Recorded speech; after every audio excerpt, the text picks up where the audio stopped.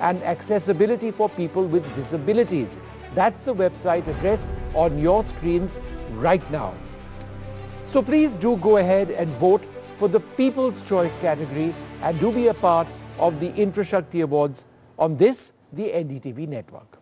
You know, Dilip, you've already gone through the rounds of judging the winners of this competition. You can break all the rules and tell us who the winners are now if you want, but should you choose not to do that, could you tell us at least about how the stories of a lot of those nominees who were actually pared down are really impressive? Their commitment to this entire cause is remarkable. You know, there are organizations and there are individuals, and I think the drama is in the story of individuals. The real story is of people in circumstances who find themselves needing to create a solution, and then fighting for that space. Right. And that the story of grit is as much a story of technology, of financing, but also of being able to carry that forward as not just a temporary band-aid kind of quick fix, but actually getting a solution which then can be either imitated, copied, or kept going for a long period of time. So as people watch the awards unfold, you will hear stories of individuals who fought against all odds, even organizations, you know, communities coming together. I think those are where the real stories are, and there's a lot of drama in there. Karuna, let me return to you. Tell us 3 best practices or technical know-hows that could help scale up the adoption of sustainable infrastructure in India. Vishnu, we are living today when the 4th industrial revolution is operational, which means we have disruptive technologies that can seriously help us, like artificial intelligence, machine learning, geolocation devices. All those important things are right now at our disposal. Now, apart from that, the world, because of its focus on sustainability, has done an enormous amount of work on material science. Like, you know, for instance, I have seen some buildings which actually have something called a bioskin. So based on the temperature, it's going to reflect, change its direction, and close the window, etc. So material science has progressed phenomenally. So now we have this ammunition with us. So any kind of an infrastructure that is being built today, right from the conception, right from the word go, technologies have to be deployed and used, and asset creation, asset management, and ensuring the asset is productive along the entire chain. We have technologies today available, and these have to be very, very sensibly utilized by us. But let me tell you here that they also complained at the point in time that this is not being used by many people. So technologies are there and we are not really deploying those technologies, but if we do that, I think infrastructure can be made extremely sustainable. Today we're talking about passive technologies. Just by mere design, an architectural marvel can be created. Absolutely. You don't need technology there. No, I agree with you. In fact, I wanted to come across to Vaibhav. Another very key important aspect is the reality of the times we live in. Climate change is upon us. So when we talk about infrastructure development, we need to be designing structures for greater heat, greater cold, variations in temperature. So the durability of construction is very important. Materials being used is important, and it has to be sustainable as well. Absolutely. I think we need to put in a lot of innovation and use of technology, both in terms of designing, using our different materials. For example, how can we reduce the use of material is something which is more sustainable. So for example, how do we reduce the use of extra concrete, extra steel? So for example, FRP is being used, which is more, greener, more cleaner than, say for example, or a lot of, as I said, creating value in making sure that these recycle or green materials can be further used. So for example, we created a value in using construction waste in the road highway construction, and that has helped reduce the extra waste that we create every day in our urban centers. So that can be adopted in our infrastructure development. Or for example, nowadays there are technologies available where you don't have to resurface your highways again and again. You can use the same material, recycle it, hot, cold mixing, and relay the entire highway again and again. So I think the most important aspect is use of innovation and technology in everything we do. So whether it is designing, whether it is construction, whether it is our materials, whether it is our planning, as she said about using models. For example, we have been using few models in highway development on how do we integrate the traffic management for another 25 years. So those kind of models will help us build more sustainable infrastructure. Otherwise we create a flyover and probably before we complete the construction, the next square is already choco-block. Sure. So I think all those aspects need to be brought in. So I think effective use of technology at the highest level. Yeah. No, absolutely. Dilip, one more question. What are the sort of categories that you'd like to see being included for the next edition of the awards, and why do you think it's necessary to create platforms like this to recognize the work that we are talking about? We don't want this to be a one-off, essentially. We want this to be a conversation that continues. Why is it important to be having this conversation? I think the most important two reasons, I would say, is one, to show and scare, which is that if you don't do this, this is the consequences, which you talked about, climate change, catastrophic change which is happening. And the other is to, in a sense, infuse enthusiasm, because every winner generates 10 other aspirational winners who will say, hey, I need to do this, I need to show people that I'm doing this.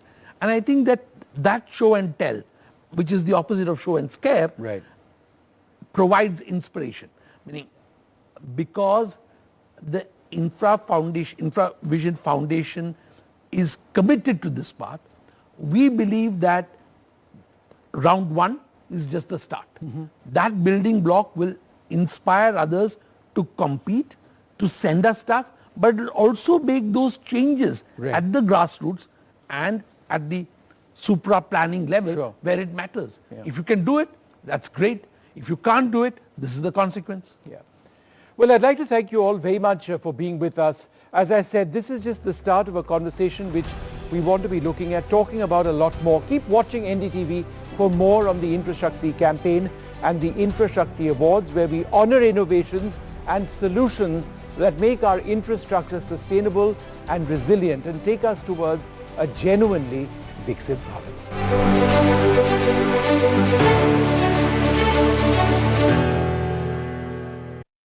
Loan मिलेगा या नहीं, ये आपके credit score पे depend करता है। आज ही जाइए पैसाबाजार.com पर और अपना क्रेडिट स्कोर चेक कीजिए फ्री में, क्योंकि लोन की जरूरत किसी को भी कभी भी पड़ सकती है। चल एक्टिंग थोड़ा भेल बनो। पैसाबाजार.com। Stay informed and entertained with the new and updated NDTV News app.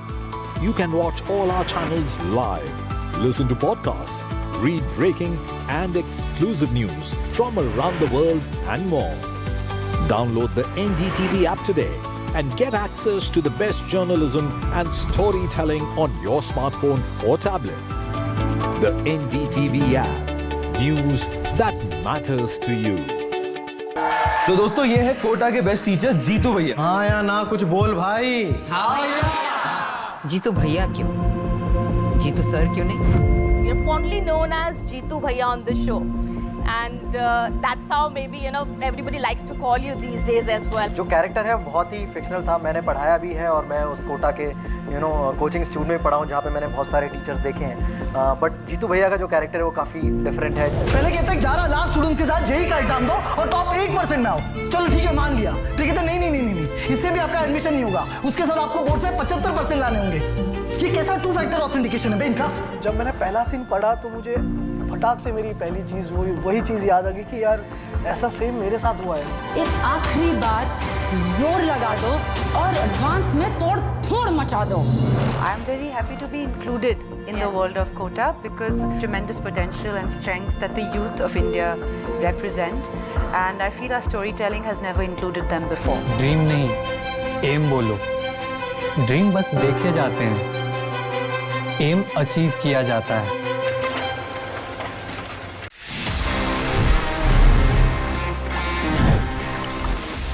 बहुत बार ऐसा होता है, and I have seen many guys जो कि 2 फोन कैरी करते हैं सिर्फ इसलिए कि उनको 2 अलग अलग व्हाट्सएप को रन करना है. एंड समटाइम्स आई अंडरस्टैंड कि मतलब एक फोन होना मुश्किल हो जाता है, but WhatsApp has a built-in option. अगर आपको नहीं पता है, you can just add an account in the same application. ये बड़ा आसान है. You just go to WhatsApp, आप settings में जाएंगे, account में जाएंगे, and वहाँ पे you can just add another account. आप नंबर डालिए, OTP आएगा, वेरीफाई हो जाएगा, अपनी डिस्प्ले फोटो ऐड कीजिए अगर करना है तो, and that's it. Your account is done. Basically, आप उसी एक WhatsApp की ऐप में 2 अलग अलग अकाउंट रख सकते हैं for a piece of mind. And अगर आपको मल्टीपल अकाउंट्स रख के, let's say you want to use it because of you have 2 phone number, हो सकता है एक नंबर आपका इंडिया का है, maybe you are travelling abroad, आपका एक दूसरा नंबर भी है, मतलब यू गेट द ड्रिल कि आप सीधा एक WhatsApp ऐप में 2 अकाउंट्स रख सकते हैं. और ये काम आप एक फोन में भी कर सकते हैं. Just in case this makes your life easy, please use this tip, और इसको आप शेयर भी कर सकते हैं.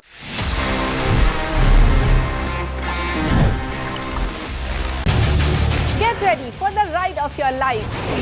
NDTV brings you the NDTV Auto Show with me, Mugdha Mishra. From the fastest supercars to the sleekest new energy vehicles to your trusted daily ride, we cover it all. Every Saturday at 10:30 a.m. and Sunday at 8:30 p.m. only on NDTV 24/7. Your next great escape starts here. Some people say the metaverse will only be virtual. One day this lecture hall will be made of code, and driverless cars would be trapped in intersections. But even in this maze of the future, you can't wish away health. It's time to become more resilient.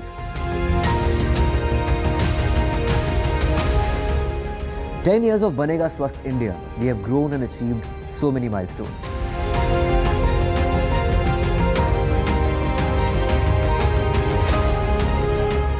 And now I have a plan to beat the urgency, to stop breathing with difficulty, to relieve getting choked with inactivity.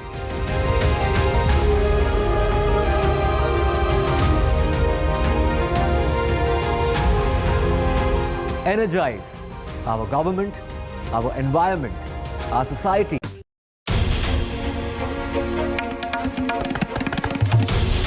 This is NDTV, and you're watching NDTV 24/7. Hello, Moto.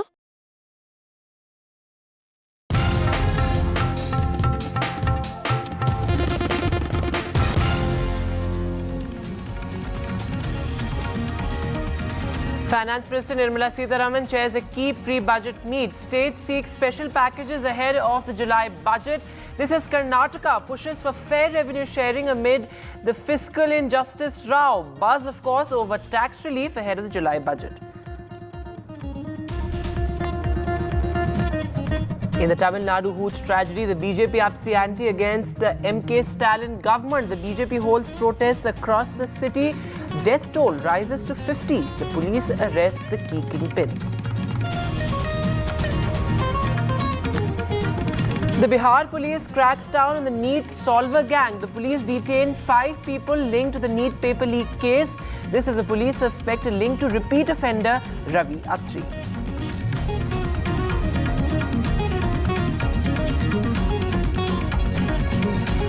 The government forms a panel for fair conduct of examinations, a 7-member panel to review data security protocol.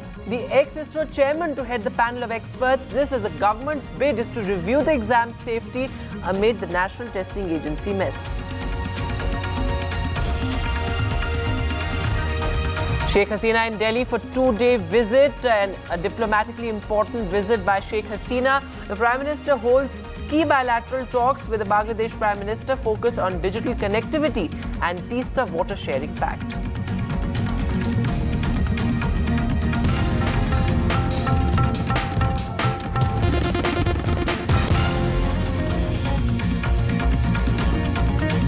Hello and welcome. It's 6 o'clock. You're watching NDTV. I'm Vedant Agarwal. Our lead story this evening, well, the hooch tragedy and the political blame game over this as the BJP and the AIADMK continue to demand the resignation of Chief Minister M.K. Stalin. Of course, the BJP is holding statewide protests in Tamil Nadu, demanding the resignation also of the excise minister. Remember this, as the hooch tragedy body count has crossed the 50 mark. Dozens have been critically injured because of the illicit liquor sale in Tamil Nadu. And of course, the Stalin government has said that we're not running away. M.K. Stalin himself, in fact, said that he's not running away. My colleague Sam Daniel is now joining us live on the phone line. So, Sam, the BJP upping the ante, protesting across cities, demanding the resignation of the excise minister. That's right, Vedant. As we speak, in several pockets of Tamil Nadu, the BJP, which has 4 MLAs in the state, is holding a protest demanding the resignation of the Minister Ruka Swami, who is in charge of prohibition and enforcement. Even as the key opposition in Tamil Nadu, the AIADMK, is demanding the resignation of Chief Minister M.K. Stalin himself, saying he's incompetent and he has no control over the police force he heads, which the DMK has denied. And this on a day when the death count in this terrible tragedy touched 55 and 88 others are being treated in 4 different hospitals. And the investigators have also arrested Chinnadurai, the key alleged kingpin, as the police call him, and he is, police say, responsible for supplying what they call as distilled arak through a network of people who had sold this particular consignment of illicit liquor, which has led to the death of 50 plus people. And the investigation with him, police believe, would lead to the wider network, and they'll be able to crack down with specific information in terms of destroying the illicit liquor consignments and also arrest many more who would have been involved in this particular tragedy. So far, earlier, 4 others were arrested, including Kannukutti, who had for years been allegedly selling illicit liquor at the backyard of his house at Karunapuram village, where at least 30 people of the 55 are from. And local people, of course, say for years the illicit liquor was freely available. Police knew about this, authorities knew about this, but they were all, they say, on the payrolls of bootleggers. Even if somebody was arrested, they were able to get back after a few months and resume business. And they want, at least now, the government to take this issue seriously and eradicate illicit liquor. Right. Some even demand permanent closure of liquor shops run by the Tamil Nadu government, saying it's these shops which fundamentally encourage young people to take to alcohol, and later, once they become addicted, when they don't have money, they go for the illicit liquor, which is cheaper. Lastly, Vedant, there are also heartrending stories of children losing either one or both their parents and turning orphans. And the Tamil Nadu government now says they will take care of these children's education till they finish their undergraduation. They will also provide them 5,000 rupee allowance every month, besides contributing 5 lakh rupees into their account, which will mature once they turn majors. The larger question, of course, whether any lessons would be learned, because last year, 22 people were killed in a similar hooch tragedy in another part of Tamil Nadu, and the Madras High Court yesterday made some strong observations, asking whether any lessons were learned and has sought the action taken report, particularly after the tragedy last year. The AIADMK is asking for a CBI probe, but the DMK says it's not required. They're very transparent. They're not hiding facts, as they call it, like the way the AIADMK had done earlier. And Chief Minister M.K. Stalin on the floor of the House has assured a crackdown and strict action against those who are found wanting, who are found guilty, or who had been in any way performed or any way been responsible for lapses. Already, lastly, the SP and a few other police officers have been suspended, the collector and the ADGP transferred, and based on the report to be given by the Home Secretary and the one-man commission and the DGP, the Chief Minister says tough action will be taken. Sam, thanks very much for joining us with that. So, of course, the alleged nexus coming to light yet again, and of course, gaps in the liquor regulation as well as far as Tamil Nadu is concerned. But those heart-rending stories that Sam is talking about, well, he's been reporting from the very village where illicit liquor was being sold. And of course, families narrate stories of horror. Many have lost their breadwinners as well. Take a look. Heartrending stories following the death of more than 40 people in Kallakurichi district of Tamil Nadu after they consumed illicit liquor. We have a family that has lost both their parents, and these 3 children are now orphaned without their parents, and he studies 9th standard, he's in 10th, and we have their elder sister doing 11th. Here we have the 11th. Romba sorry. What kind of help you require now?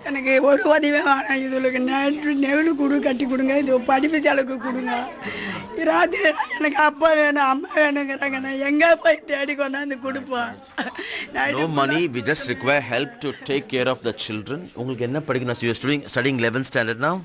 What's your engineering படிக்கணும்னு ஆசை. Name? Kokila. She's Gokila, she's in class 11 and she wants to become an engineer. உங்களுக்கு என்ன ஆசை? வக்கீல் ஆகணும்னு ஆசை. He wants to become a lawyer. உங்க name என்ன? நான் உங்க பேர்? என் பேர் Harish. Harish. And you? Director. Film director. He wants to become a film director. They don't have parents now and the family will take care. யார் இப்ப வந்து கவனிச்சுக்க போறாங்க? நீங்க பாட்டி. She is the mother. Vadivu's mother. பொண்ணு போயிடுச்சு இந்த பிள்ளைங்க 3 இருக்குது என்னால் முடியாது பாடுபட்டு காப்பாற்ற முடியாது பிள்ளைங்களுக்கு ஏதாவது ஒரு வீடு கட்டி விடுங்க ஒரு நல்லது செய்யுங்க நீங்கள் எத்தனை செஞ்சாலும் எனக்கு என் புள்ள போயிடுச்சு. No matter what you do, I've lost my daughter and that will be no match for loss of her. இந்த மாதிரி நடக்கிறது மக்களுக்கு தெரியுமா? தெரியாது சாமி தெரிஞ்சதோ தெரியலையோ தெரியாது சாமி என் பையன் தான் சாமி சுரேஷ் வடிவு கரைச்சி என் மருமாவை சாமி இந்த மாதிரி நடக்கணும்னு நான் பார்க்கல சாமி. இன்னொரு காலத்துலேயும் இந்த ஊருக்கு இந்த சாராய பாக்கிட்டுங்கிறது உலகமே நடக்க வேணாம் சாமி. எங்கள் குடும்பம் கெட்டாலும் மற்ற குடும்பம் நல்லா இருக்கணும் சாமி. நான் அதை தான் கேட்குறேன். சாராயத்தை கொடியே போய் பாக்கிட்டு சாராயத்தை ஒய்யுங்க சாமி. எந்த நாளையிலும் நடக்கக்கூடாது ஐயா, இருக்கக்கூடாது ஐயா நாட்டில். She is the mother of the man who died. She says no way there should be sale of liquor. Please shut down liquor shops in Tamil. That's our only plea. Several questions being asked. Is there collusion by police? Is there an intelligence failure? Are the police hand in glove? The government has instituted a one-man commission to identify the causes and also to recommend measures. Chief Minister M.K. Stalin says he would crack down. But the big question, is this too little, too late? At the Karunapuram village in Kallakurichi district with Suresh, Sam Daniel, Find TV. Absolutely horrific tragedy there in Tamil Nadu. But moving now to the other big headline this evening, well, the centre has now formed a high-level committee over the entire examination mess. This after 3 exams are now under cloud, 3 key national exams, including, of course, the medical entrance exam NEET and also the UGC NET, which was cancelled. Now, the centre has formed a 7-member panel of experts, which will be headed by the ex-ISRO chairperson. Now, this, of course, to focus on data security protocol, as, of course, a lot of irregularities and discrepancies have now come to light. My colleague Prashant has more details on this. Just 2 days back, Education Minister Dharmendra Pradhan in his press conference had announced that the ministry has decided to set up a committee, and today they have formally announced that committee. And if you go by, it is a 7-member committee headed by Dr. K. Radhakrishnan, who is the former ISRO chairman. If you go by if you look at the terms of reference of the committee, it is very clear.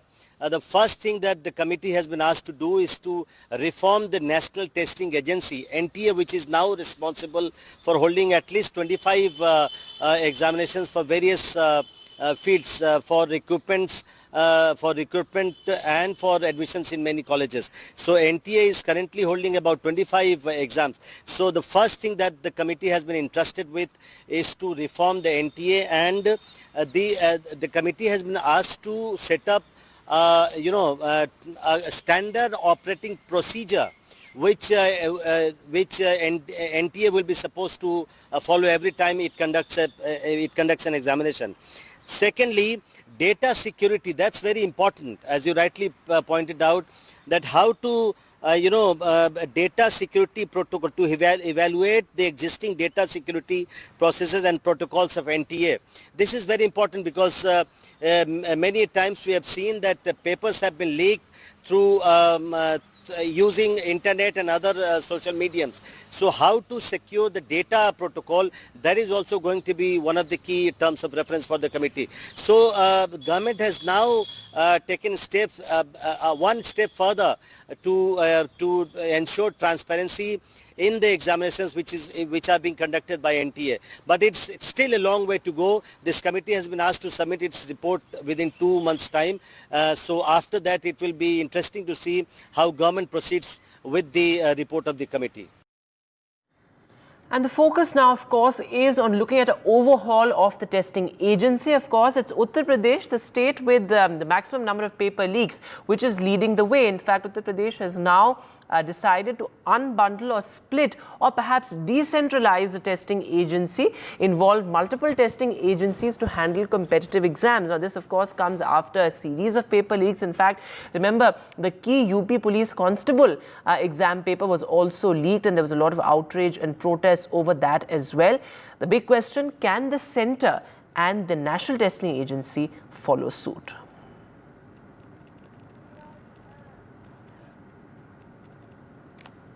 And looking at some other news now, well, in Maharashtra, dramatic visuals coming in from Bid, which of course is a key agricultural district in Maharashtra, and it's the Maratha OBC agitation which has surfaced yet again. In fact, these are visuals of OBC protests demanding cancellation of fake OBC certificates. Of course, it's key OBC leader Lakshman Hake who's leading this agitation. His fast has ended, but the agitation continues, and of course, it's Chhagan Bhujbal who's in a sense leading the negotiations from the government side as well. Listen in fact to what Chhagan Bhujbal had to say.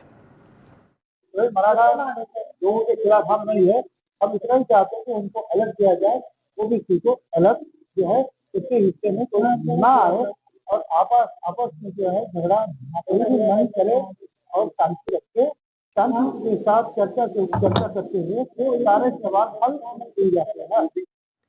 And my colleague Sujata is now joining us live. So Sujata, we've seen even in the Lok Sabha polls, the Maratha agitation was, a key sort of poll issue as well. And now the OBC agitation resurfacing. They demand the cancellation of the fake OBC certificates. How have negotiations been so far between the government and the protesters?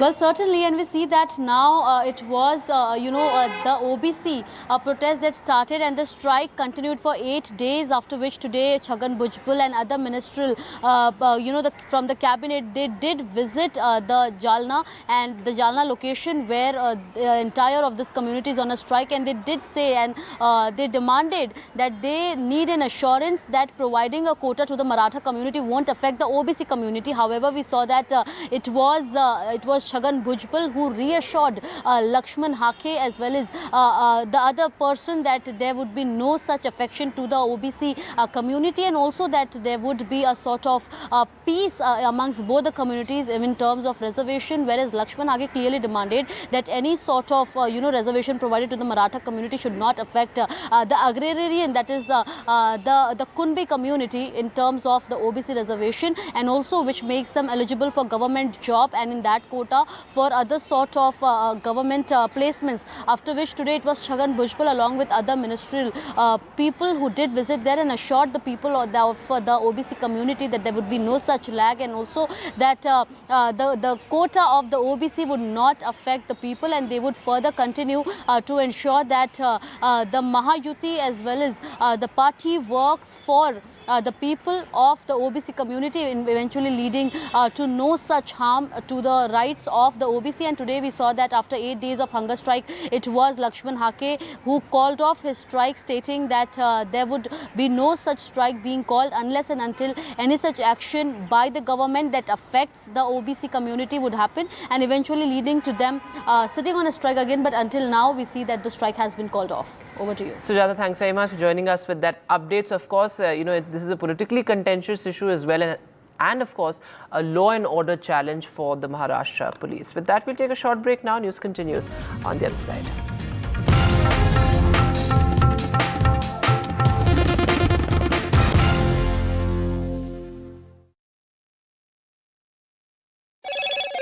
Hello, Moto. Motorola, India's best 5G smartphone brand.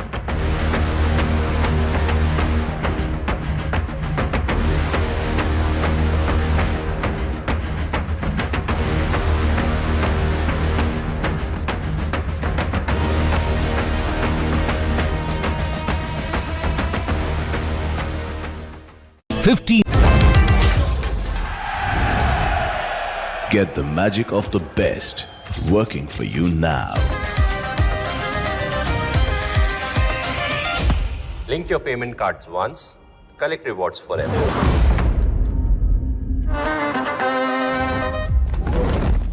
Loan मिलेगा या नहीं, ये आपके credit score पे depend करता है। तो आज ही अपना क्रेडिट स्कोर चेक करें फ्री में पैसाबाजार.com पर। लोन की जरूरत कभी भी किसी को भी पड़ सकती है। ठीक से एक्टिंग नहीं। पैसाबाजार.com।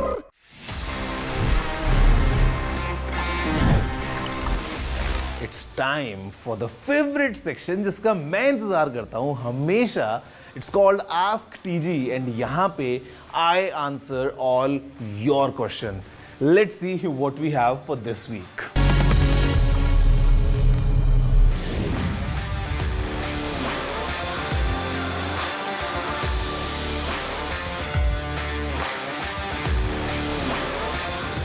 Okay, two things. One,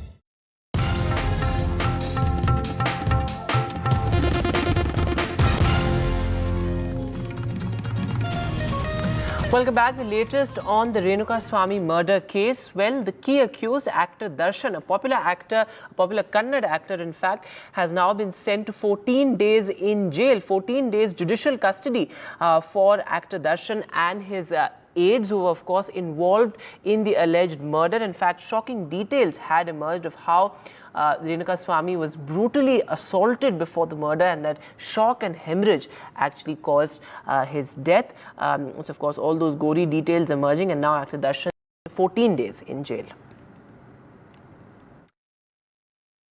Darshan and 3 others have already spent almost 13 days in police custody, and today, when the 2-day extension expired, then it was expected that the police team investigating the matter might ask for extension of his custody, not only Darshan but his accomplices also, but the custody was not asked or requested by the investigation team, and therefore Darshan and 3 others were sent to judicial custody till 4th of June.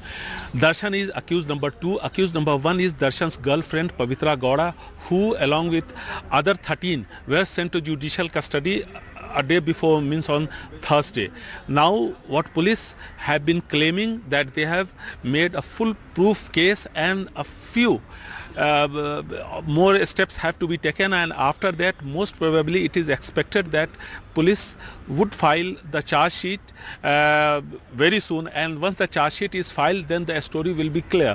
But while taking the remand for Darshan for 2 days, the police had informed the court that Darshan had allegedly taken 40 lakh rupees loan just to cover up what all he had done along with his accomplices, and for that 40 lakh rupees were taken from his friends. His friend was not aware that for what purpose Darshan needs this money, but they keep on exchanging money and all gifts and all those things, so he never asked him, it seems, but police have not said anything officially.